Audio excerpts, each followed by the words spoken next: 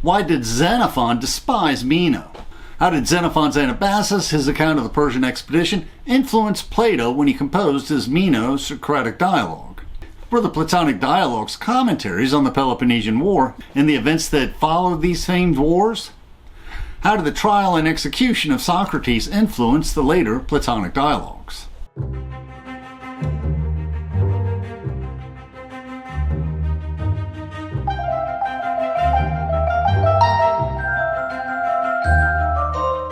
Please, we welcome interesting questions in the comments. Let us learn and reflect together.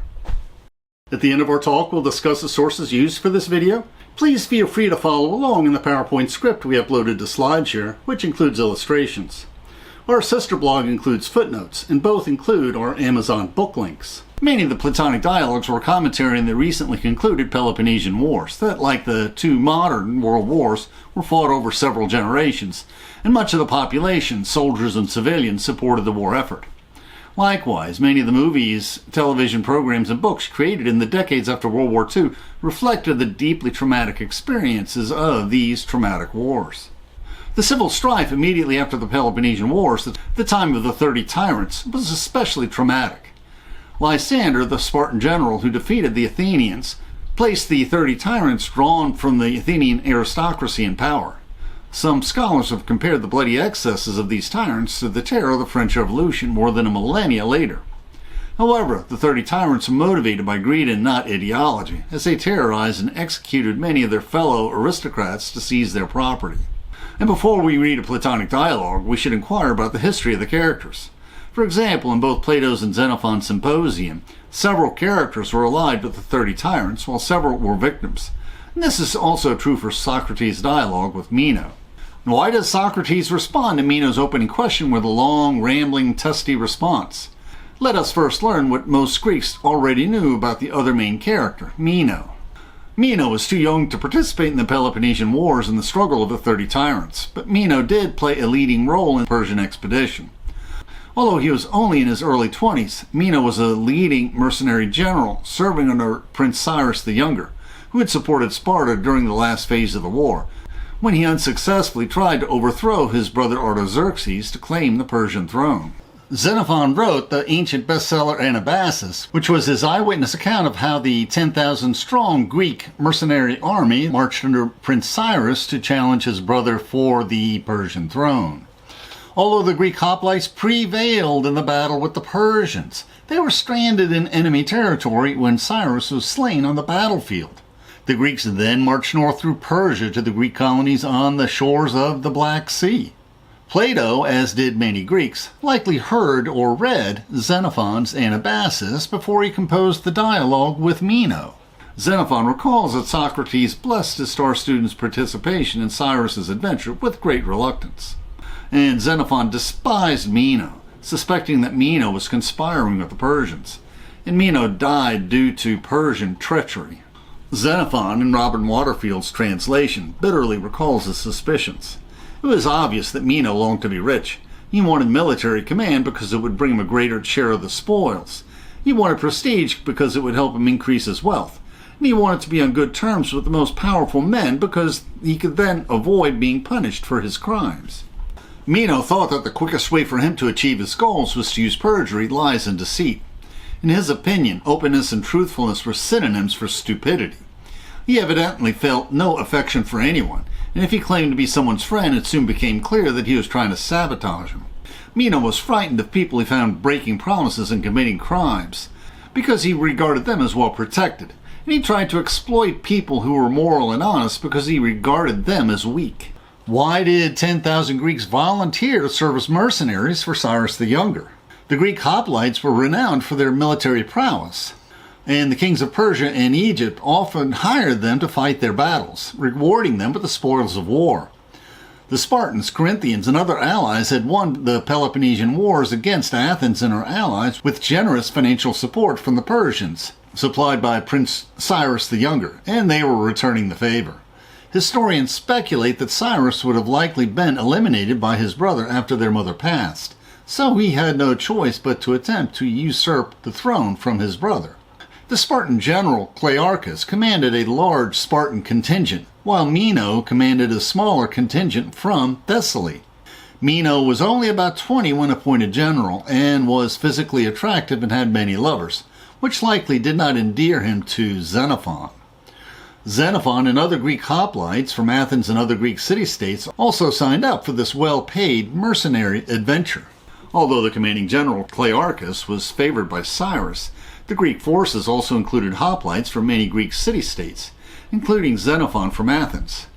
As was the case in the Iliad many centuries before, Clearchus was recognized as the overall commander more by acclamation than by appointment.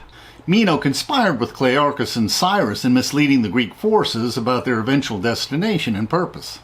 It is doubtful that a majority of these Greeks would have ascended to a march of over 1,000 miles to the outskirts of the capital of Babylon to engage the ruling king of Persia. This caused tension in the Greek forces. On the eve of the battle, Meno's soldiers spontaneously threw axes and stones at Clearchus as he passed by their camp. Xenophon commented that Meno did not adequately discipline and restrain the soldiers in his unit. Cyrus's Persian forces and the Greek hoplite warriors won the battle but lost the conflict. Cyrus the Younger and his bodyguard regiment, using tactics later successfully employed by Alexander the Great, charged directly at his brother Artaxerxes. Cyrus was surrounded and died a soldier's death. The main difference was that Cyrus the Younger did not have the battleground experience of either Alexander the Great or Cyrus the Great, the founder of the Persian Empire. Xenophon thought highly of Cyrus the Younger, and his portrayal of Cyrus the Great likely mirrored his opinion of the potential of Cyrus the Younger. Perhaps this portrayal was Xenophon's response to Plato's Republic, extolling the virtues of a beneficent monarchy. After the battle, the Persians were reluctant to attack the Greek force of 10,000 armed hoplites, instead offering them food, supplies, and safe passage north to the Greek colonies bordering the Black Sea. Except that it wasn't quite safe, as the Persian forces of the Greek satrap Tissaphernes trailed the Greeks, sporadically harassing them. Now, in the Peloponnesian Wars, Tissaphernes had originally supported Alcibiades, who was elected general by the Athenian naval forces in the Aegean Sea, and who likely would have won the war for Athens had his political enemies not succeeded in having him exiled. When the Persian king decided to switch his support to the Spartans, he appointed his son Cyrus the Younger to run the satrapy, sidelining Tissaphernes. And Prince Cyrus the Younger enthusiastically funded the Spartan war effort, leading to their eventual victory.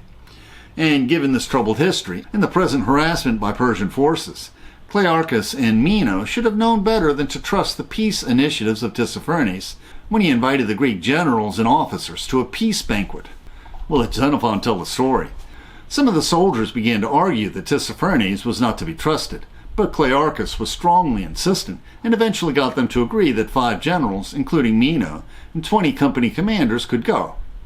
When they reached the entrance to Tissaphernes' tent, the generals, including Meno, were invited inside, while the company commanders waited by the entrance. A short while later, at a single signal, those who were inside were seized and those who were outside were murdered. Then some of the barbarian horsemen rode across the plain, killing every Greek they came across, whether free man or slave.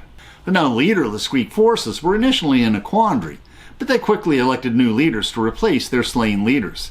Xenophon was elected as overall commander after he gave a rousing speech, inspiring them to march through hostile territory to reach the Greek southern shore of the Black Sea. The Greek forces promised the local inhabitants of the lands they crossed that they would spare their lives if they, in return, allowed them to take provisions sufficient to feed their soldiers.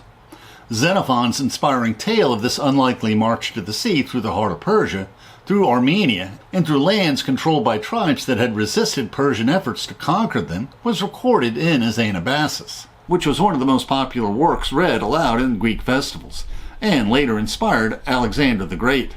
He and his father Philip reasoned that if these Greeks could successfully march out of the heart of Persia to safety, that a determined Greek hoplite army could defeat the armies of the wealthy Persian Empire. Although most scholars doubt that a dialogue between Socrates and Meno actually happened, Robin Waterfield, the translator, speculates that Meno could have stopped in Athens on his way to join Cyrus's forces in Ionia. Although Plato's Socrates' responses to Meno in the dialogue were somewhat testy, he was not hostile to this Meno who endangered the lives of both Xenophon and the 10,000 Greek hoplites who would be stranded 1,000 miles from home in the heart of Persia. Perhaps this dialogue explores what Meno could have learned from Socrates to prevent this tragedy. And this was Socrates' main goal: to strengthen the moral character of his students so they could become wiser and more effective leaders of the Greek polis. Translations are critical in transmitting the true meaning of the text, and we prefer Robin Waterfield's translations. Benjamin Jowett's translation is the traditional translation. In his rendering of Meno's open sentence, "Can you tell me, Socrates, whether virtue is acquired by teaching or by practice, or if neither by teaching nor practice, then whether it comes to man by nature or in what other way?" Now, in contrast, in Robin Waterfield's translation, Meno inquires, "I wonder if you could tell me, Socrates, whether excellence is teachable, or if not teachable, at least a product of habituation. Or perhaps it isn't the kind of thing one can practice or learn, but is a natural human endowment. If not, how do people become good?" Now, many of the Greek philosophical terms are difficult to translate, especially since the grammar differs so much between English and Greek. But these differing translations merely shade the meaning of the Greek differently, as Waterfield's footnotes reveal that he's referring to virtuous excellence. And this emphasizes the Stoic importance of developing the good habits that are the result of virtuous strivings. And here we're using the term Stoic in a generic sense, as we explain in our introductory reflection. Are some people more virtuous by temperament, or is virtuous excellence learned? Robin Waterfield seeks to draw out the true meaning of the text by adding a final emphasizing question: if not, how do people become good? Why didn't Robin Waterfield translate the last phrase as, how do people become virtuous?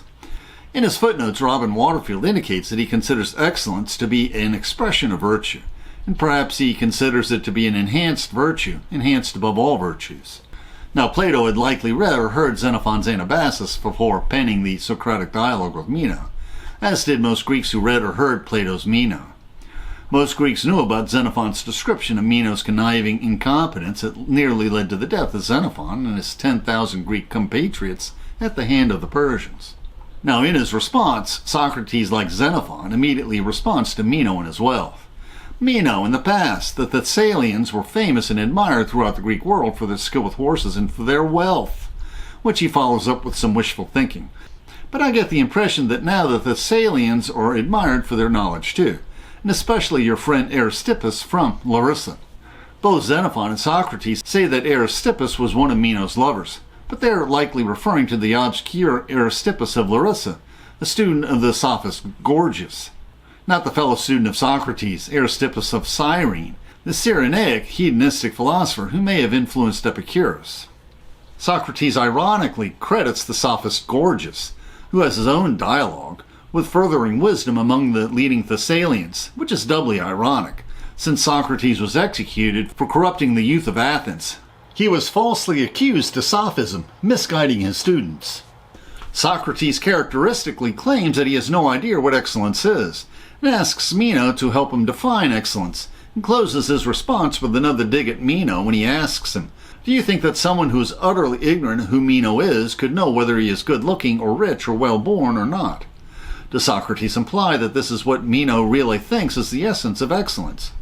We could certainly inquire whether this is what both the ancient Greek and our modern society believes demonstrates excellence. How do you define excellence? Meno begins by positing that masculine excellence is shown by men who capably manage the affairs of his community, while helping his friends, harming his enemies, and avoid suffering any harm himself. Feminine excellence is shown by women who are good housekeepers and who obey their husbands. And Meno adds that excellence depends on our walk of life and our age. After some give and take, Socrates posits what is common to men and women, and to all people, is that excellence requires both justice and self-control, and Meno agrees. And Socrates asks, is justice excellence, or is justice one of many excellences? Meno responds that there are many excellences, including courage, self-control, wisdom, and nobility. So Socrates asks, what is the one excellence common to all these excellences? Now, whenever I read the Platonic Dialogues, I'll feel the urge to suggest to Socrates a simple answer to these life questions. That the one excellence Socrates seeks is the twofold love of God and neighbor. And even if you are an atheist, you can interpret this as the love of the good and your neighbor. After several pages of Socratic questioning, Meno finally answers that excellence is desiring fine things and having the power and ability to procure them for oneself. By this shallow answer, does Socrates seek to reveal the weakness of Meno's moral character that would later endanger the lives of Xenophon and 10,000 Greek soldiers? This is like saying that virtuous excellence has satisfied greed. Socrates seeks to soften his response, and Meno agrees that he means that excellence is in desiring good things.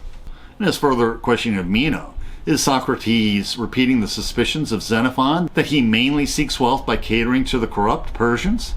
Socrates asks, do you use the term good for things like health and wealth?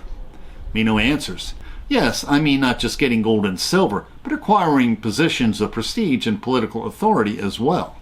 So Socrates responds, according to Meno, the hereditary guest friend of the great king of Persia, excellence is procuring gold and silver, asking him, would you still call it excellence even if one gained these things unjustly? Note that Socrates is referring to Meno as the guest friend of the king of Persia. Is he being ironic? Guest friends were the informal diplomats of ancient Greece. Whenever someone had business in a certain city, he would stay in the house of his guest friend in that city, sometimes even during times of war and strife. But since the king of Persia never traveled in Greece without his armies, it is highly unlikely he would have had any Greek guest friends. Meno is compelled to disagree, and after some back and forth, Meno, like many others trapped by Socrates, complains how Socrates seeks to bewilder him. Socrates then repeated that he did not know what excellence was, but suggested that, since the soul is immortal and has been incarnated many times, there is nothing that hasn't been learned. And according to Socrates, any man can recover what his soul has remembered from a prior life. When Meno is skeptical, Socrates says he can prove that even Meno's slave can remember the solution to a geometry puzzle he remembers from a prior life. Now, in my humble opinion, what Socrates really proves is, with the proper leading questions, he can coax most anybody into remembering most anything. And Socrates and Plato were influenced by the teachings of the pre-Socratic Ionian philosopher Pythagoras. Their belief in reincarnation or transmigration of souls likely originated in the Indian subcontinent. His followers formed religious ascetic communities. The Pythagoreans studied mathematics and geometry to gain a glimpse into the supernatural. This belief may have contributed to Plato's concept of ideal forms, which the Christian Neoplatonists explain as the mind of God. Now, how can this be? The lifeless, boring manner in which most of us learn mathematics in school blinds us to the true elegance of mathematics. And a brief foray into the puzzling world of recreational mathematics will demonstrate how mathematics can truly give us a glimpse into the mysterious cosmos that pervades our reality. We also discovered that our favorite translator and commentator, Robin Waterfield, translated Iamblichus' work on the theology of arithmetic, and we're curious why Robin Waterfield was curious about this rather arcane work. Perhaps it is an ancient version of Martin Gardner's annotated Alice in Wonderland. If we find this interesting, we'll cut a video on this sometime in 2025. After this prolonged discussion, Socrates once again proclaims that he has no idea what excellence is, and he says he wants Meno's assistance in this inquiry. Socrates proclaims, as we attempt to find out what excellence is, are we taking it to be something teachable or a natural endowment? How do people come to have excellence? And Socrates further observes, if excellence is a kind of knowledge, it evidently follows that it will be teachable. And what definitely follows is that many Athenians found Socrates a bit irritating. And in this dialogue, Socrates gets to question his future prosecutor. Now Anabasis, who is Meno's Athenian guest friend with whom he is staying, enters the gymnasium and sits next to Meno and Socrates. Socrates states that Anabasis was the son of Anthemion, a man of property and good sense, who didn't get his money out of the blue or as a gift, but earned it by his own brains and hard work. This minor character, Anabasis, was an Athenian general serving during the Peloponnesian Wars who was possibly a lover of Alcibiades. After the war, he was a leading democratic opponent of the 30 Tyrants. Anabasis was also one of the prosecutors of Socrates during his trial that condemned him to death by hemlock. Plato as Socrates mentioned Anabasis in passing in his defense speech and his apology, but Xenophon remembers more. Socrates is also said to have spotted Anabasis passing by and have said, well, here's a man who is swaggering as if he had achieved something important and excellent. He is having me put to death because when I saw that he was under consideration by the states for the most important offices, I suggested that he ought not to educate his son in a tannery, which was his family business. He is in a bad way because he apparently doesn't realize, of the two of us, the one whose achievements are the more beneficial and excellent is the victor, and will remain so for all time. Xenophon has Socrates predicting a bad end for Anitus and his son. My brief acquaintance with the son of Anitus led me to believe that he was a person of some caliber. My prediction is that he would not remain in the servile occupation his father has arranged for him, but because there is no one of principle to take him in hand, he will succumb to some base motivation and make considerable progress as a degenerate. Xenophon notes that this prediction was quite right. The young man became an alcoholic, spent his days as well as his nights drinking, and finally became utterly worthless to his country, his friends, and himself. So Anitus, even though dead, has acquired a bad reputation for bringing up his son badly, as well as for his heartlessness. Since Plato and Xenophon were both students of Socrates, and since most scholars agree that Plato's and Xenophon's apology, or accounts of the trial of Socrates, preceded Plato's Meno Dialogue, we are fairly certain that Plato was aware of Socrates' comments on Anitus. Socrates likely was unable to confront Anitus before his trial, but Plato gives him this opportunity in Meno's Dialogue. In real life, Aristophanes in his play The Clouds ridicules Socrates as an absent-minded professor or sophist, charging his students for worthless lessons, teaching them fancy speaking through rhetoric so they can cheat their way to success. And Anitus likewise accuses Socrates of being a sophist who corrupts the youth. In a bit of irony, Socrates tells Anitus that Meno wants to gain this skill, the excellence which enables people to manage their households and their communities well and to care for their parents. He asks Anitus, should Meno go to those who undertake to teach excellence and who declare their availability for any Greek who wants to learn from them, as long as he pays the ordained fee they charge? Now, in contrast, Socrates repeatedly says that he does not charge for his lessons. Anitus asks Socrates who this would be. When he says there are sophists, Anitus proclaims, "It is plain to see that sophists do nothing but corrupt and harm those who associate with them." And here Plato implies that Anitus falsely charged Socrates of being a sophist at his trial. Socrates asks Anitus in length, and we summarize, what about Protagoras? Cobblers and sculptors pay for their shoes and their statues. Why can't sophists charge their students? He points out that Protagoras has been teaching in Athens for 40 years. So Socrates challenges Anitus. Has any of the sophists done you wrong, Anitus? Why are you so hostile towards them? Now, Anitus not only has no real reason for his hostility, he readily admits that he is totally ignorant of what any of the sophists teach their students. Socrates senses that if Anitus condemns all sophists without knowing what they teach, then he will be condemned as well. He asks Anitus who else should teach the youth of Athens, if not the sophists, and Anitus has no answer, except that he's becoming quite angry at Socrates. He doesn't want to listen to Socrates either. Anitus leaves in a huff, but hangs out within sight at the gymnasium, saying, "You don't seem to have any qualms about running people down, Socrates. If you want my advice, I would recommend caution. You should appreciate that, as easy as it may be to do people harm or good elsewhere, here in Athens it is particularly easy. But I think you're already aware of this." And Anitus is clearly the type of person who, in his anger, would be eager to sign on to prosecute Socrates. Socrates says to Meno about his future prosecutor. It looks as if Anitus is angry, and that is hardly surprising. If he ever comes to realize what it is to speak badly of someone, he'll stop being angry, but he lacks that insight at the moment. How true this would later be when Socrates is falsely accused and executed for impiety, for corrupting the youth of Athens. And Socrates then continues his dialogue with Meno. Socrates then asks Meno whether the sophists teach their students excellence, and he frankly answers that some say they do, and others, like Gorgias, simply sought to teach their students rhetoric so they could become better speakers. Socrates tells Meno that he learned much from the sophist Prodicus, who is the source of Xenophon's moral tale, where Hercules is compelled to choose between the ladies of virtue and vice. And Socrates learned from Prodicus the importance of the correct use of words, and being mindful of their definitions. None of his writings survive, except for scattered quotations by Plato and other ancient authors.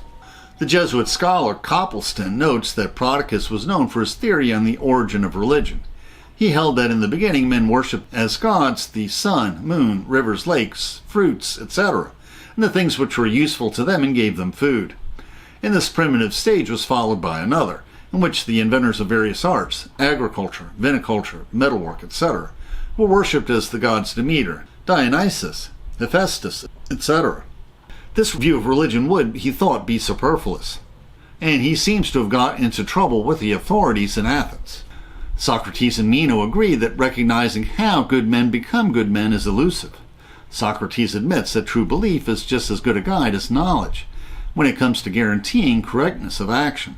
And he quotes from the poet Theognis, "Never would a bad son be born to a good father, as long as he hearkened to words of wisdom.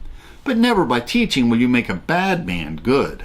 Poor Socrates. He endlessly quizzes the citizens of Athens, challenging them in the marketplace, searching for an eager soul and nimble intellect with whom he can dialogue. But these Socratic dialogues are really monologues, with Socrates pushing and pulling his interlocutors. Do you think this? Do you think that? Didn't you just contradict yourself? Socrates concludes, or rather ends without conclusion, his monologous dialogue with, "So, Meno, our argument has led us to suppose that the excellence of good people comes to them as a dispensation awarded by the gods." And ironically, Socrates ends the dialogue by charging Meno that it is up to you to try to win your guest friend Anabasis here over to the point of view of which you've become convinced, so that he'll be more even-tempered. After all, if you do manage to convince him, you will be doing the people of Athens a favor, too. And we know, as did those ancient Greeks who read or heard this dialogue, that not only did Meno fail to win over Anabasis to virtuous excellence, since later he would become Socrates' prosecutor, but Meno himself did not learn this lesson of virtuous excellence, since he was led astray by his greed and gullibility, which led him to his death by the duplicitous Persians. Originally, we thought that our series on the Peloponnesian Wars would span 8 reflections, but the series spanned on to at least a dozen reflections, plus reflections on Sparta and Spartan women and Xenophon's Anabasis. We encourage you to explore these dozen reflections, and we also have a summary reflection of the Peloponnesian Wars. Now we'll discuss the sources we used for this video. Why do so many modern scholars deprecate Xenophon? We have demonstrated that you will miss much of Plato's references to the current historical events if you do not read Xenophon's Anabasis. That tells us how Meno was massacred along with most of the Greek generals after Cyrus the Younger was defeated in Persia. The Anabasis was popular in both the ancient and medieval worlds. It is a great adventure story how the 10,000 Athenian hoplites, led by Xenophon, marched and fought their way through 1,000 miles of hostile Persian territory to find their way to Greek soil. Xenophon's Apology records Socrates' opinion of Anabasis, who would later join in as a prosecutor in his future trial. Also, Xenophon's Cyropaedia, or Education of Cyrus the Great, doubles as a biography of both Cyrus the Younger and his great ancestor. Many scholars say that any translation will do, but I disagree. And if you want to learn more lessons from the Platonic Dialogues and from Xenophon's works, then Robin Waterfield's translations are superior, as are his introductions and his footnotes. Copleston did not discuss Meno in his analysis of Platonic philosophy, but he did mention Prodicus, one of the few sophists admired by Socrates. We also have reflections of book reviews on Greek history and philosophy.